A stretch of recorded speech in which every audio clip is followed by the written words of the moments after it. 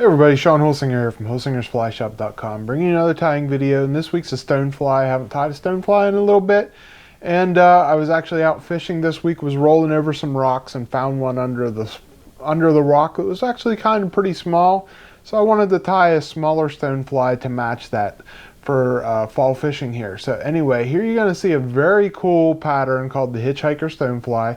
And I'll tell you a little bit more about it at the end of the video, but now you're going to see a picture of it and then how to tie it.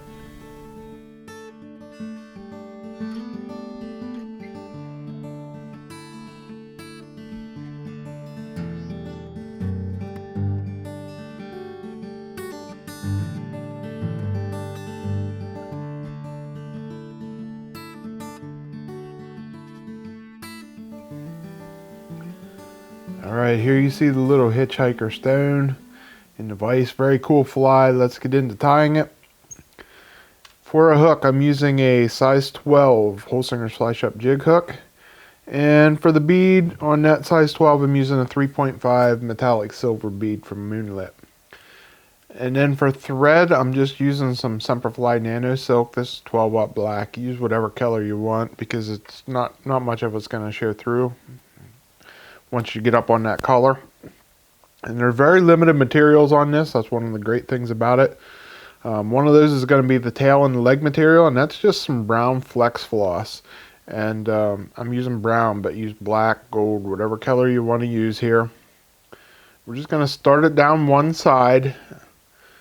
I'm going to wrap it down the side, back just slightly around the bend of the hook a little bit. And then fold it over and go down the other side. It's going to build up just a little bit of body. You don't want this to be a thick, it's still a size 12 stonefly. It's still intended to be a small fly, so I don't want to make it too thick.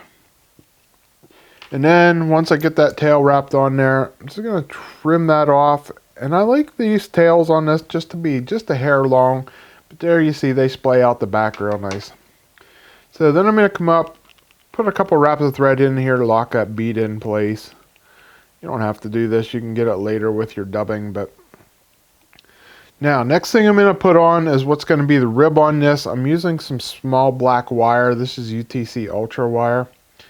Just going to start it on the one side and wrap it back to the tail. And then for the body on this, I'm using some turkey Biot quills from Nature Spirit. This one's golden stone.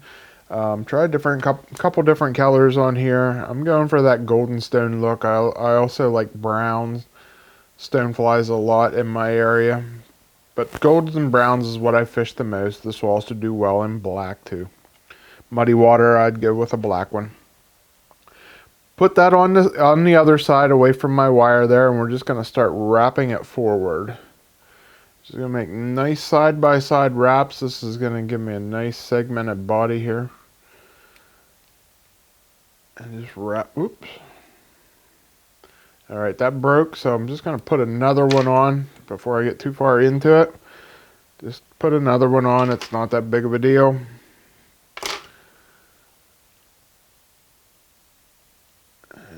Wrap that down, and I don't make real tight wraps on there. I don't want to put extra stress on these turkey Biot quills, so I wrap it down just tight enough to make sure it stays on there when I wrap it forward. And you can put a little bit of super glue, that will help out. The reason I don't put the super glue on is because I'm ribbing it with that wire, so that kind of works as my super glue. If I wasn't using the wire, I would definitely super glue it. So, like I said, nice side-by-side wraps. It's going to give you that segmented look. We're going to wrap it right up there to that bead. And once we get up to the bead, just tie it down. And I'll just tie that around just like that. And then we're going to wrap our wire forward. And this is going to continue that segmented look for me. There we go. And then tie that off right behind the bead. Now, it's called the Hitchhiker, I think, because the original pattern he uses a little ball of, I'm not sure what it is, UV glue or something on a piece of mono. It makes a little ball sticking off the back, but since this is tied on a jig hook, I want my thing to be on the top.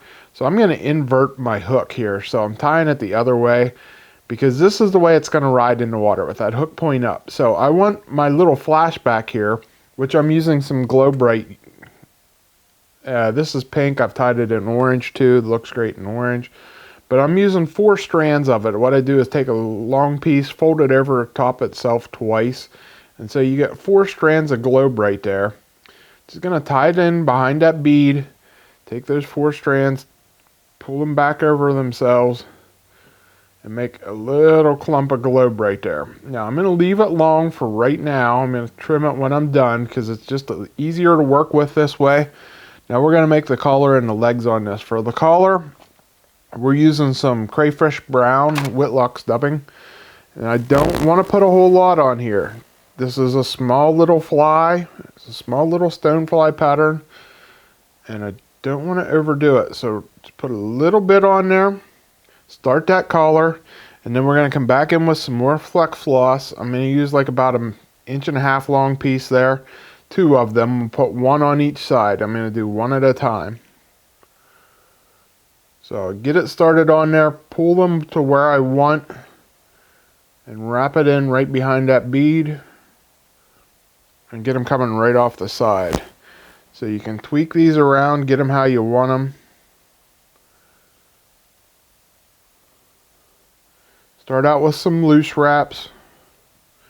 There you can see I got them coming off there nice and even on both sides. And then we're going to come in and finish that collar. We're going to go back to that Crawfish brown dubbing. Put a little bit of it on. It does not take much. I don't want to make this real big and bulky. Just want it to be a little bit thicker than the abdomen. There we go. And then tie it off behind a bead. So you saw I didn't cut that tag off yet. I'm waiting until the end. It's a lot easier to work with it this way by doing it this way. And then I'm going to take my scissors, pull that tag up, and trim it to the length I want.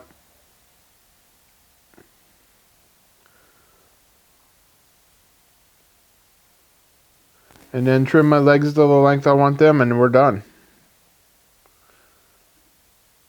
You got a great looking little stonefly pattern here. It's going to catch your fish. So there you see a nice little stonefly, and it's going to ride like that. Get your little hotspot, the hitchhiker, up on top. Straighten that up just a hair. And there we go. Got a great looking fly. Okay guys, I hope you like that stonefly pattern. It's a very cool looking stonefly, and it's one I've been telling you guys here. I got an upcoming trip to South Africa to trout fish, and I've been searching the South African web pages for a couple different patterns. I'm going to be sharing a couple of those up until my trip. But these are patterns that are going to work on trout over there, and they're going to work on trout here. It's a stonefly pattern just the same as over there, and it catches fish. So very cool pattern. I'm sure you're going to like it. Definitely tie them in different colors like I said in the videos. When I fish them here, I have a lot of golden stones in my area, so I tend to fish them yellow a lot. But I also like to fish them in browns.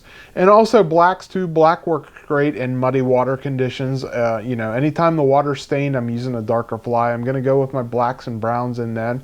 But we also have some brown stones, so they're very common to be seen in my streams too. So tie them in multiple colors. You're going to catch fish on them.